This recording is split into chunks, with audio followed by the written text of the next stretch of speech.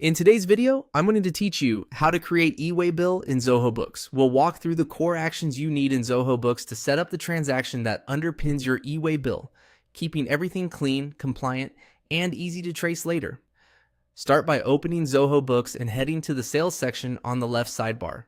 This is your hub for all sales-related documents, and it's where we'll create the document that supports your e-waybill for returned goods or adjustments that involve movement of items. Inside sales, choose credit notes. A credit note is commonly used for returns or corrections. When goods are moving back to you or between locations due to a return, a correctly prepared credit note helps ensure the details you'll need for the e-waybill are accurate and ready. Next, create a new record. Select New and you'll land on a fresh credit note form.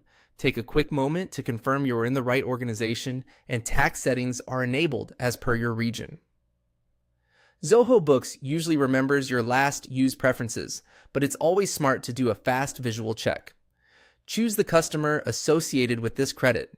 Use the search box if needed, and make sure the customer's profile in your account already has the correct billing and shipping addresses and tax registration details. Clean master data saves you time and reduces mismatches later. Enter the credit note date. Pick the date that aligns with the goods movement or the official return date in your records. Staying consistent with your supporting documents like delivery challenge or transport logs helps with audit trails and avoids reconciliation hassles. Now, select the item or items being credited. As you add each item, verify the quantity, rate, and taxes that auto-populate. If the product has a predefined tax rate or code in Zoho Books, it should fill in automatically. Double check that the totals look right and that any rounding or discount logic matches your policy. Accurate line details here reduce corrections later when you proceed with your e-waybill workflow. When everything looks good, choose Save as Open.